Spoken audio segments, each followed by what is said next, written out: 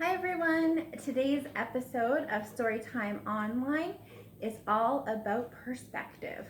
So we are going to practice listening perspective. We are going to read the book called Duck Rabbit, and we're going to see which one we think it might be. And we're going to make a spinning top, and the spinning top will have a design on top that we will have to determine if our object is one color or the other. So today's story time is all about perspective. So to start off, like normal, let's get our hands up in the air, wiggle your fingers, and we'll do our hello song. Hello, my friends, hello. Hello, my friends, hello. Hello, my friends, hello, my friends, hello, my friends, hello. So I said earlier that we were going to play a game about perspective. So the game that we're going to play is called Simon Says. I'm sure you've played Simon Says before, but if not, the rules of the game are pretty simple. When Simon says you should do something, you do it. And if Simon doesn't say, then you don't. So you have to use your listening skills to make sure that you're doing what Simon says. Let's get started. Simon says, put your hands on your head. Simon says, wiggle your fingers. Shout hooray! Did you shout hooray? If you shouted hooray, you're out. Because Simon didn't say, shout hooray. Let's try again. Simon says, wiggle your nose. Simon says, touch your toes. Touch your knees. Did you touch your knees? If you touched your knees, then you are out. Simon didn't say, touch your knees. Let's try again. One more time. Simon says, sit crisscross applesauce. Simon says, stretch your arms out. Simon says, hands in your lap. Simon says, listen to a story. Did you get all of those things? That's great. You win. Today's story is called Duck Rabbit, and it is written by Amy Krause Rosenthal and Tom Leichenheld. And we're reading this with permission from our friends at Chronicle Kids Books. Duck Rabbit. Hey, look, it's a duck. That's not a duck, that's a rabbit. Are you kidding me? It's totally a duck. It's for sure a rabbit. See, there's his bill. What are you talking about? Those are his ears, silly. It's a duck, and he's about to eat a piece of bread. It's a rabbit, and he's about to eat a carrot. Wait, listen, did you hear that? I heard duck sounds. Quack. That's funny. I distinctly heard rabbit sounds.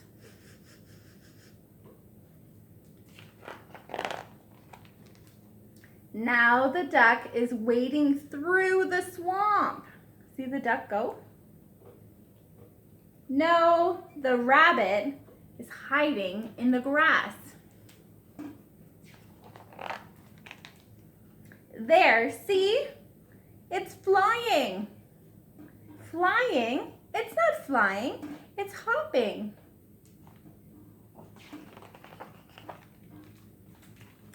Look, the duck is so hot, he is getting a drink of water. No, the rabbit is so hot, He's cooling off his ears.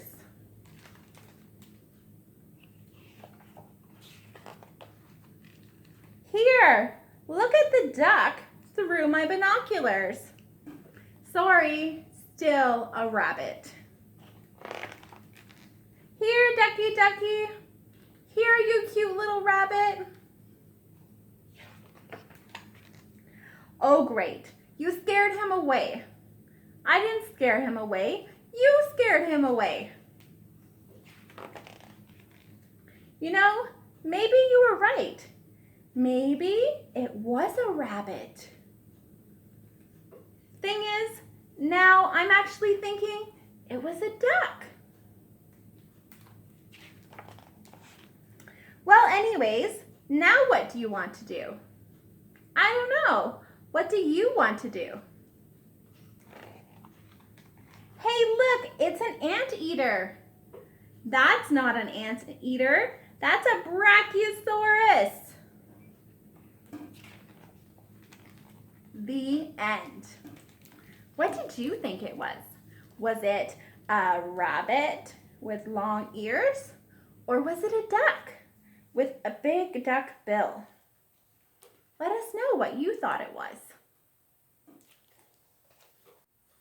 For today's craft, we're going to be making a spinning top. And for this activity, you're going to need a lid or a small bowl. It's about the size of my hand, so try and get one that's about the size of your mom or dad's hand. You need some markers, a coin like a quarter, a piece of cardboard that is bigger than your circle, and a piece of paper. And I also need a pair of scissors. You also need a pair of scissors and a pencil or pen to trace with. I actually will probably use my marker just so that you can see at home. So if you want to pause the video here and go gather your supplies and then come back, we can make our craft together. So for this craft, I'm going to use black marker just so you can see.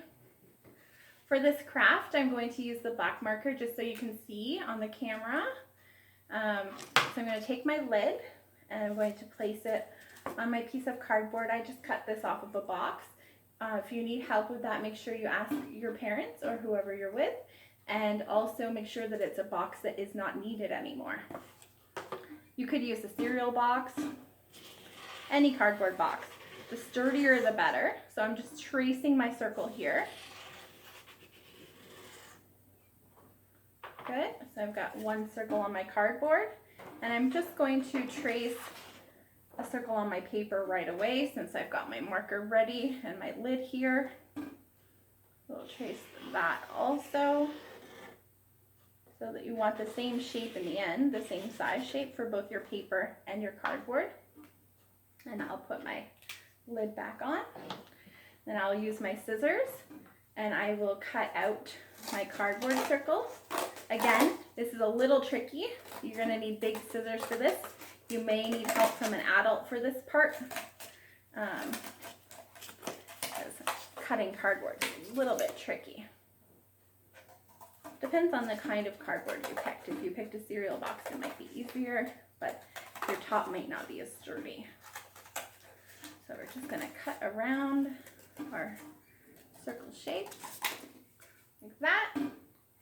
I'll just move my scraps out of the way, and now I'm going to cut out my circle on my page. Go to my circle, and I always turn the paper when I'm cutting. Then I don't need to leave my scissors off the page. I just open and shut my scissors and follow the pattern of the circle around and around.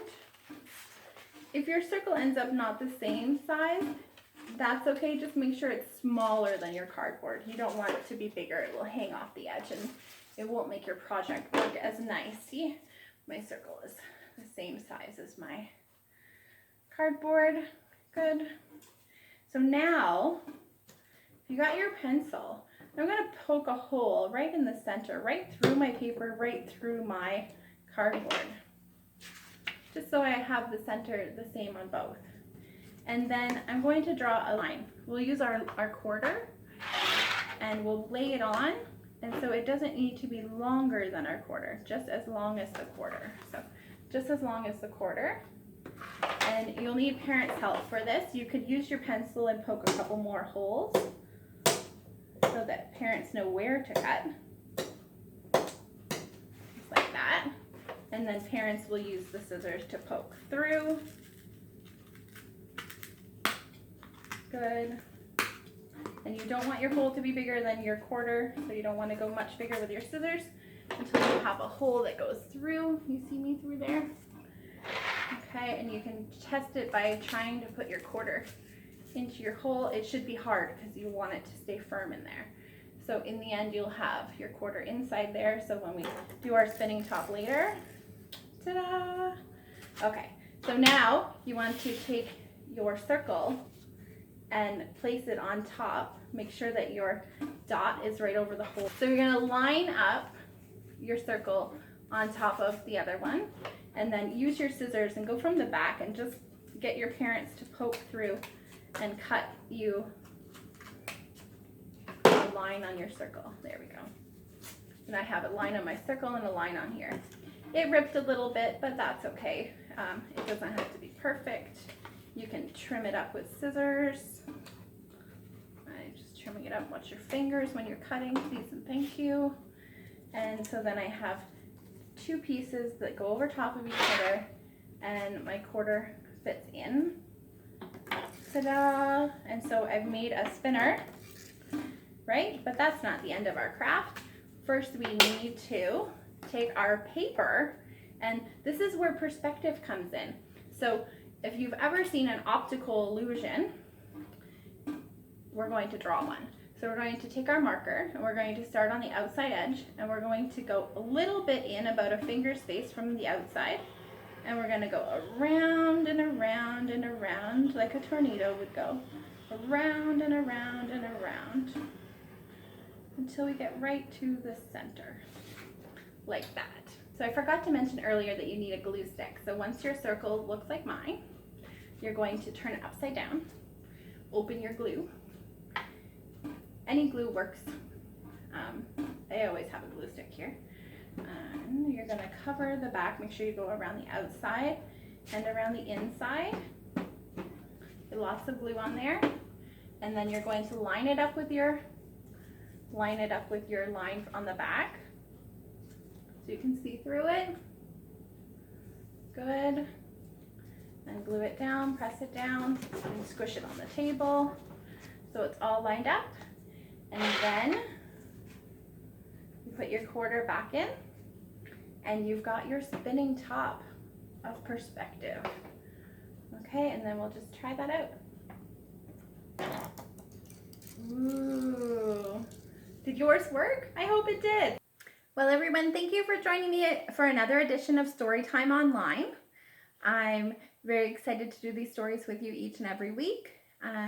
We're working hard on developing the program for the summer and what that might look like. As we know right now, it will only be a virtual program, and or some takeaways would be ready for curbside pickup.